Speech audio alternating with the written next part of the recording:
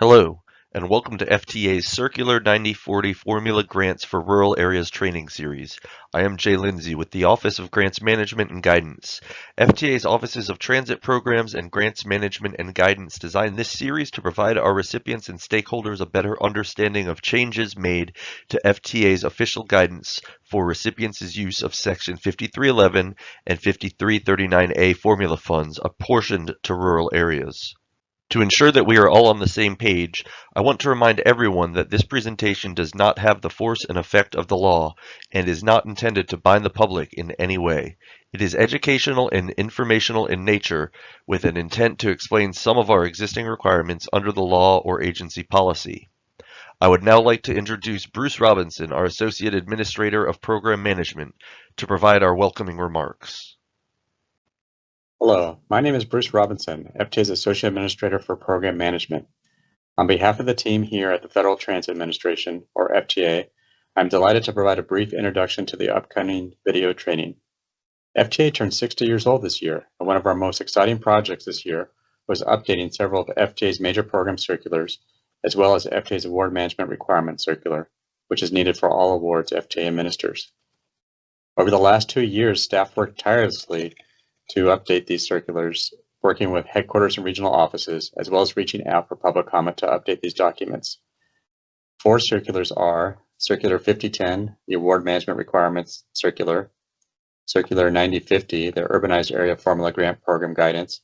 This circular replaces, consolidates, and updates guidance for the Urbanized Area Formula Grant Program, the State of Good Repair Grant Program, and the Urbanized Area Formula component of the Grants of Buses and Bus Facilities Program.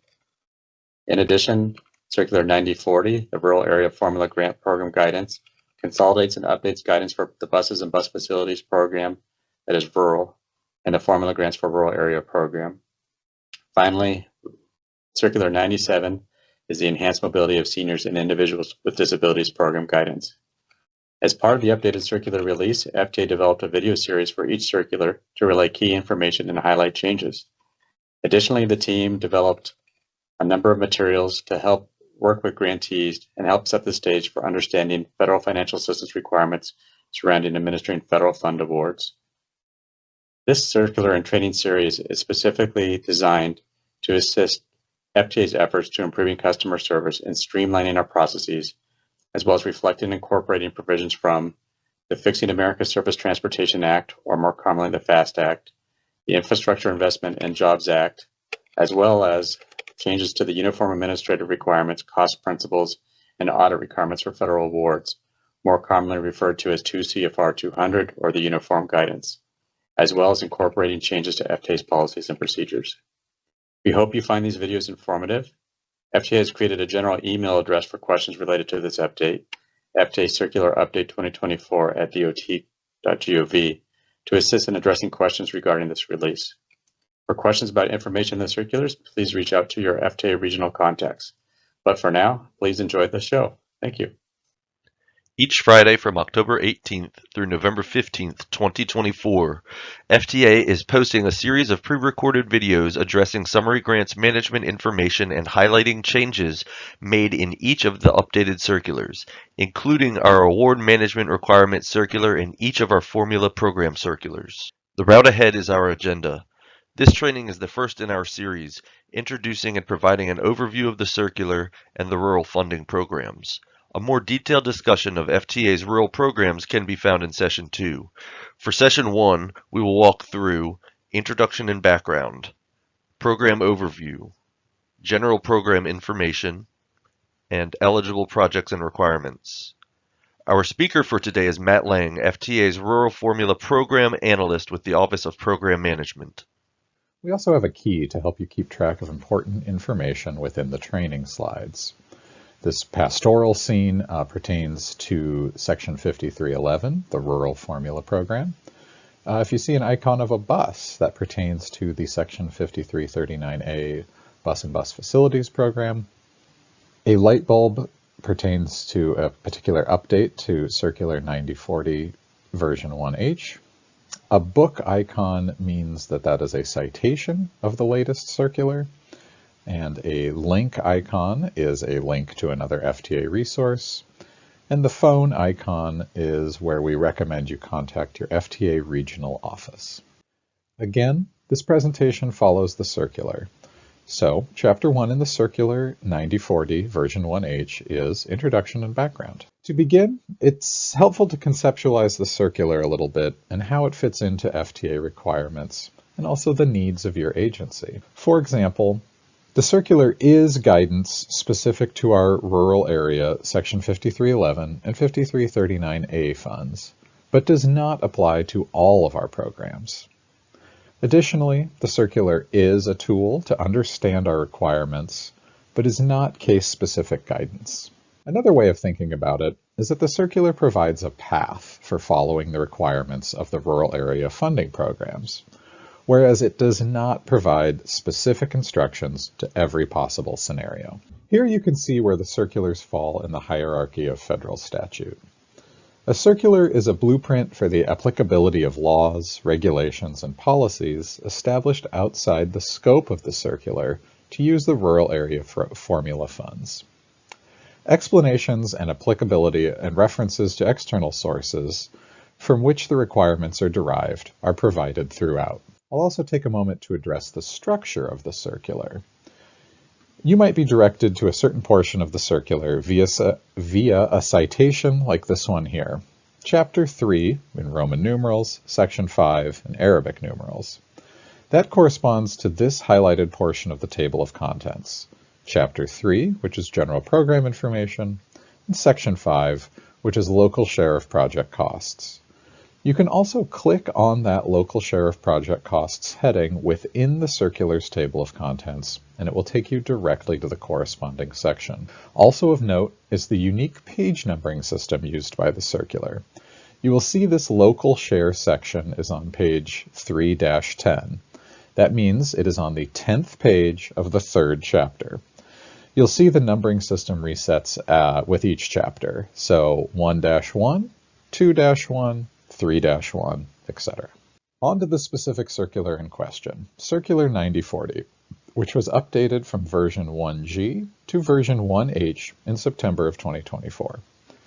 There are some general changes to this version of the circular, including requirements applicable to buses and bus facility program, otherwise known as Section 5339A, is now included in Circulars 9040 and also 9050, and discontinues the previous Circular 5100.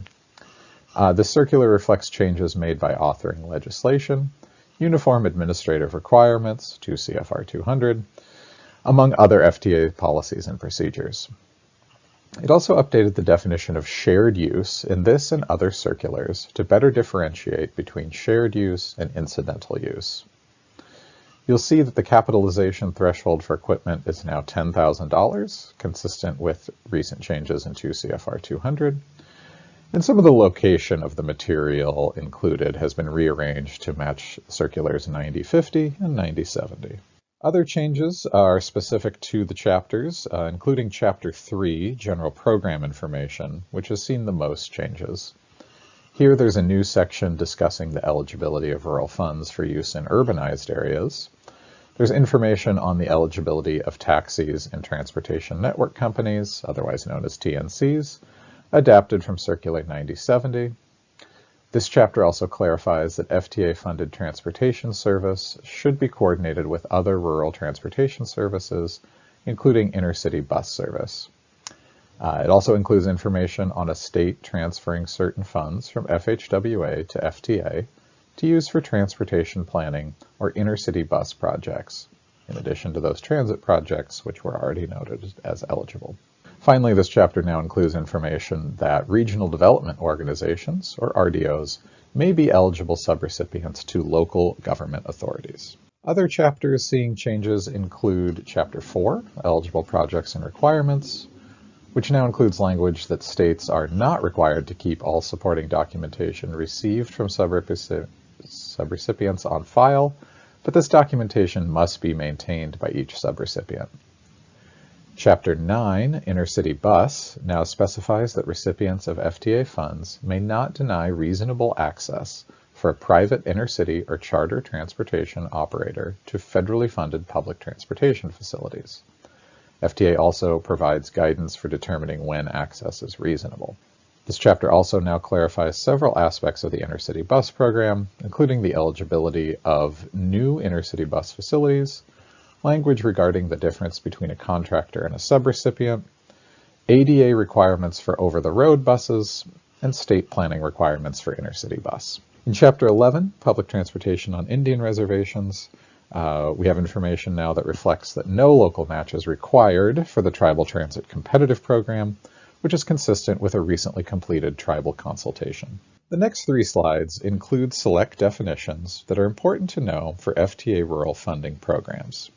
We won't be covering them during this training, but they are listed here as a resource for new employees.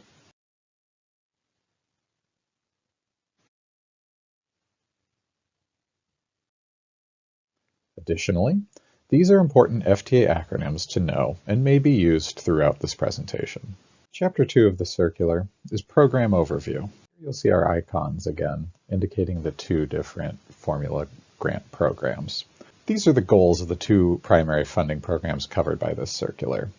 For Section 5311, the Formula Grants for Rural Areas program, it enhances access in rural areas to healthcare, shopping, education, employment, public services, and recreation.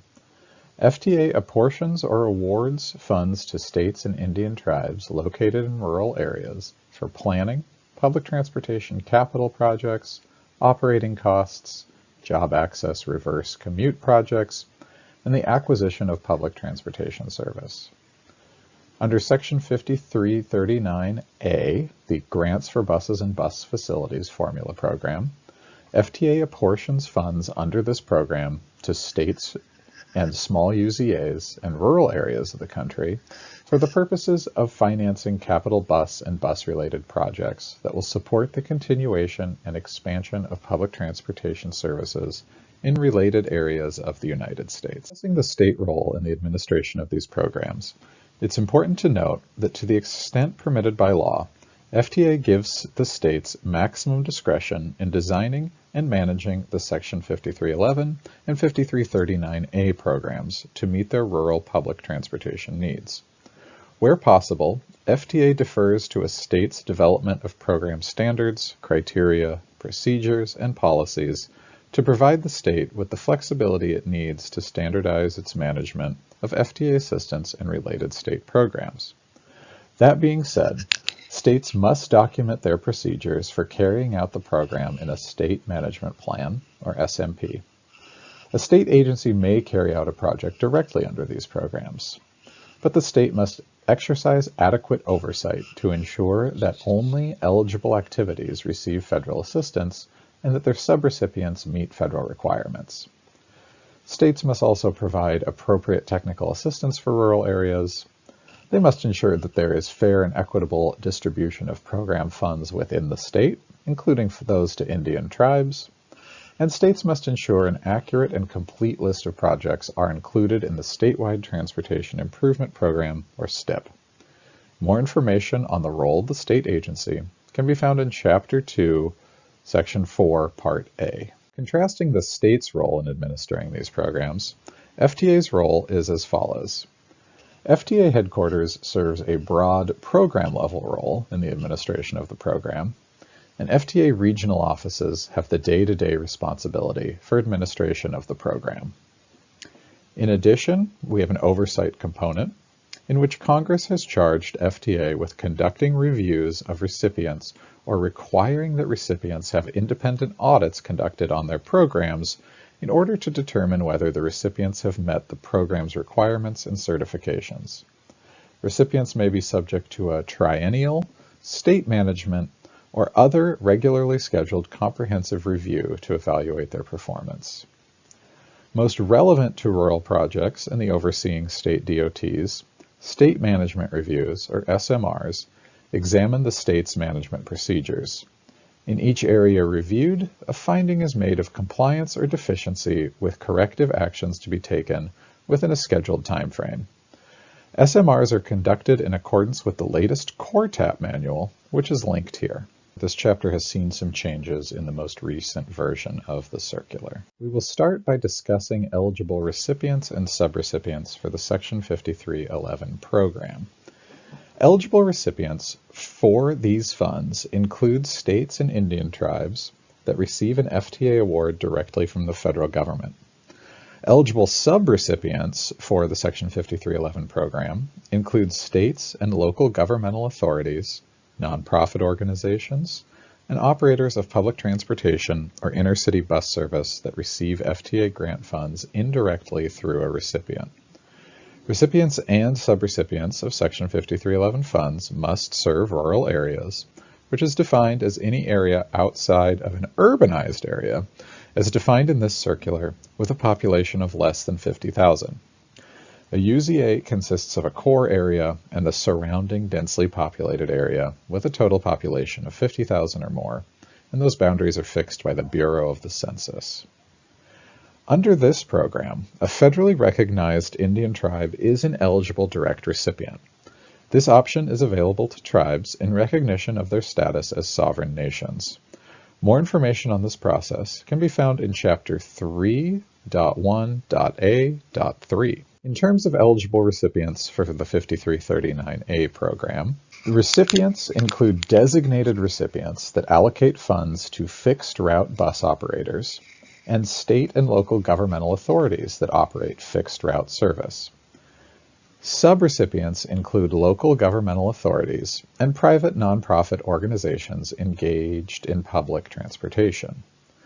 And while the statute provides that these funds are allocated only to fixed route operators, the funds may be used to support demand response vehicles and facilities for those same operators. Chapter 3 also includes information on incidental use versus shared use. Incidental use is the limited, non-transit use of project property that does not conflict with the original authorized purpose of the project property or the recipient's ability to maintain satisfactory continuing control. An example might be package or meal delivery service that uses the same vehicles but does not conflict with their original purpose. And this is different from shared use, in which an entity separate from the recipient occupies part of a facility or shares the use of equipment, including rolling stock, and pays for its pro rata share of the construction, maintenance, and operations costs. Shared uses should be declared at the time of grant award to ensure the proper allocation and eligibility of costs in the grant. An example of shared use could be a bus wash facility shared between multiple departments of a local governmental authority. Additionally, this slide includes some of FTA's efforts to update the definition of incidental use in this and other circulars to better differentiate between shared and incidental use. The purpose of Section 5311 and 5339A assistance is the provision of public transportation services. FTA encourages maximum feasible coordination with other rural transportation services, including intercity bus service. A rural transit provider may use a Section 5311 or 5339A vehicle for non-passenger transportation on an occasional or regular basis, such as package delivery or the provision of closed-door service to a human services agency, if that incidental use does not result in a reduction of service quality or available public transportation. Section 5311, or also our 5310 program, has services that may coordinate and assist in providing meal delivery service for homebound people on a regular basis if the meal delivery service does not conflict with the provision of transit service.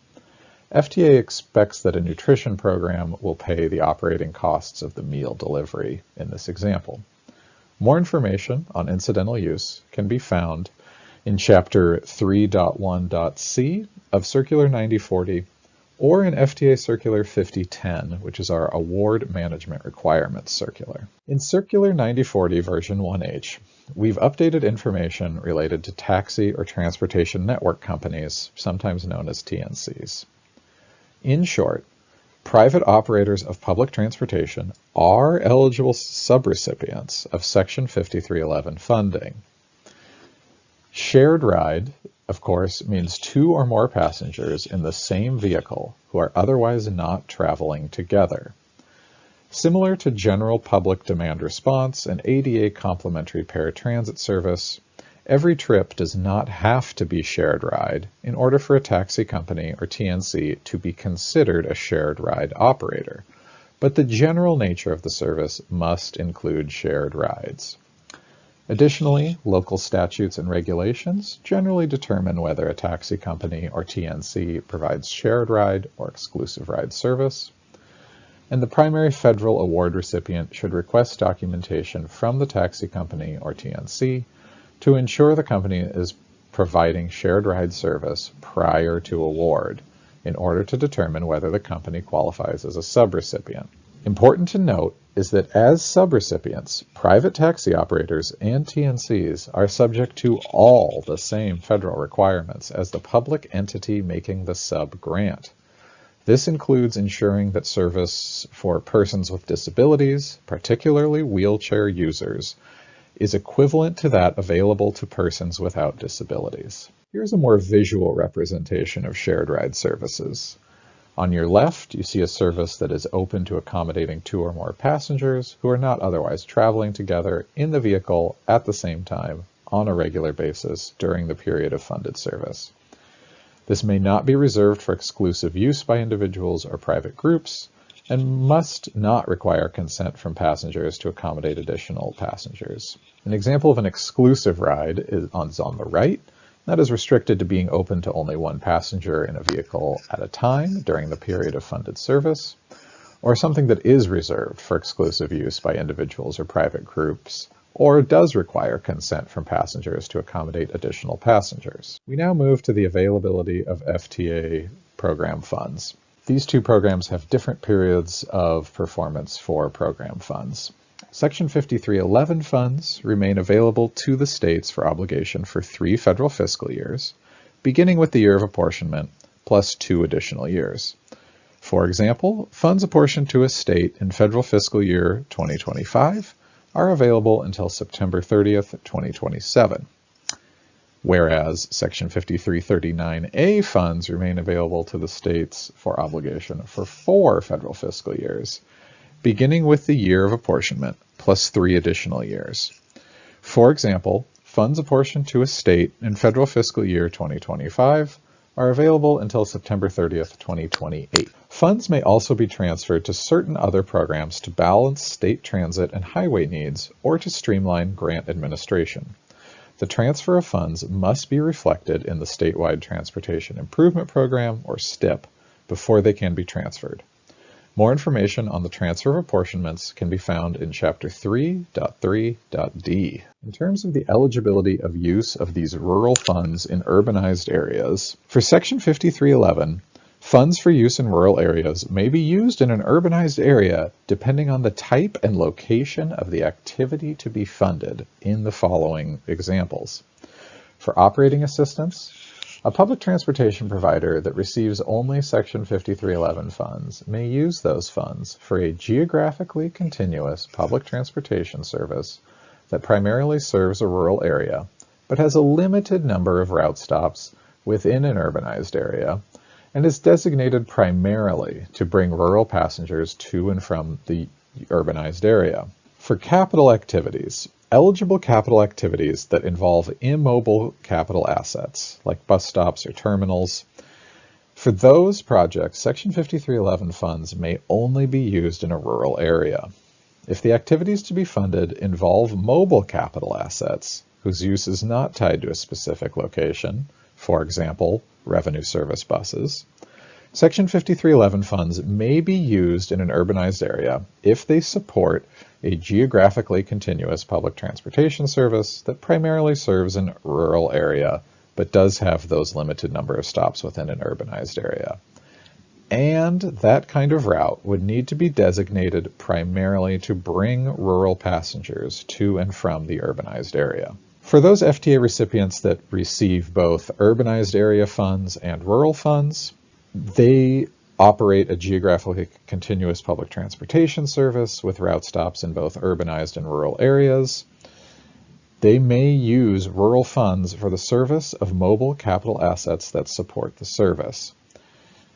Overall, using rural funds within urbanized area boundaries can be a complicated issue. We encourage recipients that receive both urbanized and rural area funding to consult Chapter 3, Section 4, or their regional FTA office. 4 of the circular covers eligible projects and requirements. There are many types of projects eligible under FTA's rural programs. The first we're going to discuss is operating assistance. Operating expenses are those costs directly related to system operations. For Section 5311, at a minimum, states must consider the following as operating expenses: fuel, driver's salaries and fringe benefits, dispatcher salaries and fringe benefits, and licenses. With some exception, the federal share of Section 5311 funding shall not exceed 50% of the net operating cost of the project. Exceptions to federal share amounts can be found in Chapter 3.5.b. For Section 5339A, operating expenses are not eligible. For capital projects, capital expenses are those costs related to the purchase of capital equipment and financing capital projects. Under Section 5311, eligible capital project expenses include purchasing, leasing, constructing, maintaining, or repairing facilities, rolling stock, and equipment for use in a public transportation system. Section 5339A authorizes a more targeted subset of capital projects. These funds are available to replace, rehabilitate, purchase, and lease buses and related equipment, and to construct, rehabilitate, purchase, or lease bus-related facilities. For Section 5339A funds, capital expenses must be related to buses or bus facilities only. With some exceptions, the federal share for capital projects that receive funding under these programs may not exceed 80% of the net project cost. Additional eligible capital expenses are listed in Chapter 4.3.b.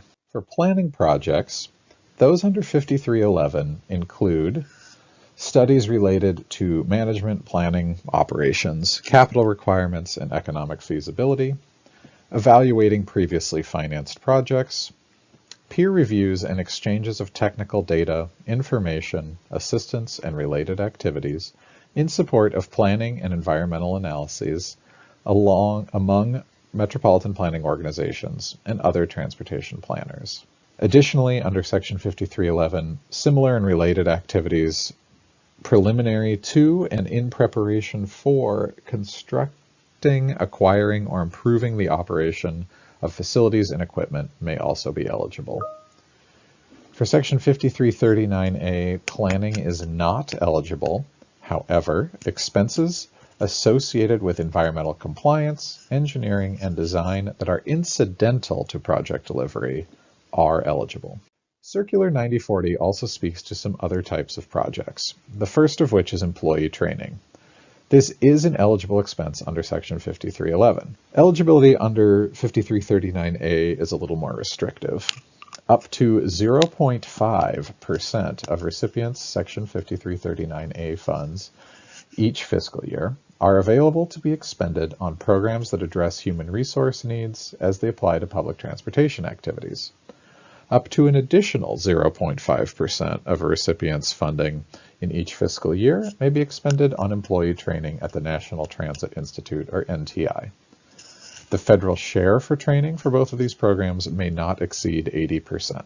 Some FTA recipients turn to one or more outside third-party sources in order to obtain public transportation service, maintenance service, or vehicles that the recipient will use in public transportation service. When recipients contract for such service, FTA will provide assistance under the Section 5311 and 5339A programs with the capital consumed over the course of the contract. More information on the capital cost of contracting can be found in Chapter 4.3.h. Please note these next 5 slides pertain only to the Section 5311 program. Under state administration, the state may use not more than 10% of its apportioned 5311 funds to administer the Section 5311 program, related planning, and to provide technical assistance to subrecipients.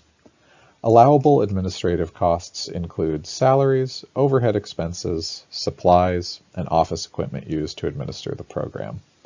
Allowable technical assistance costs may include program planning, program development, development of vehicle and equipment specifications, management development, and coordination of public transportation programs. Along with such research, the state may deem appropriate to promote effective means of delivering public transportation service in rural areas. No local share is required for these expenses. The state may pass any portion of these funds on to subrecipients for the same purposes and, at its discretion, may impose a local share requirement. For project administrative expenses, the state may treat those expenses incurred by a local provider as a separate cost category from capital planning or operating expenses, which allows the state to consider administrative expenses as non-operating expenses. Eligible costs may include, but are not limited to, marketing expenses, insurance premiums or payments, office supplies, facilities and equipment rental, and the costs of administering drug and alcohol testing. With some exceptions, FTA will fund non-operating expenses up to 80% federal share. For job access and reverse commute projects under Section 5311, this includes all type of projects that were formerly eligible under Section 5316, Job Access and Reverse Commute Program, prior to its repeal by MAP 21. The federal share percentages in rural areas matches other Section 5311 projects. There is no requirement or limit to the amount of Section 5311 funds that can be used for these projects. Examples of activities that could be eligible projects go beyond what service providers of public transportation may otherwise commonly deliver. Some examples include, but are not limited to, extending the span of service later in the evening and on weekends, and providing off-peak services to areas previously only served by peak-only periods, or late-night and weekend service, or adding services in the reverse of peak direction to areas previously only served by peak direction services, including to suburban and lower density employment opportunities. We have many more examples of eligible projects listed in Chapter 4, Section 7. So what can you use as local share for Section 5311? Well, you can use cash from non-government sources, revenue from the sale of advertising and concessions, or it may be provided from a service agreement with a state or local social service agency or a private social service organization. We have other examples listed in the circular in Chapter 3, Section 5 in Parts E, H, and I. Sliding scale rates for 5311 capital and operating grants are available for some states. These rates are listed in Table 3-1 and 3-2 in Circular 9040.1H. The higher federal shares shown in Table 3-1 here are based on the ratio of designated public land area to the total area in these 14 states. Additional higher federal share rates are shown in Table 3-2 and are based on the ratio of area of non-taxable Indian land, public domain lands, national forest, national parks and monuments to the total area of each state. Finally, we'll switch back to 5339A and talk about some of the sources of local share there. That includes cash from non-government sources other than revenues from providing public transportation services, revenues derived from the sale of advertising and concessions, amounts received under a service agreement with a state or local social service agency or private social service organization, or revenues generated from value capture financing mechanisms. Other examples of local share for 5339A can also be found in Chapter 3, Section 5 in Parts F, H, and I.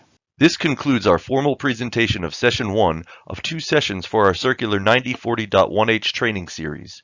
While this slide is entitled Next Steps, the ball is really in your court to decide what you would like to do next. As noted, we are continuing our series of videos that will be posted to FTA's website through mid-November 2024. Those videos are posted where you found this one. The email address goes right to our office and we will follow up to address those questions and concerns.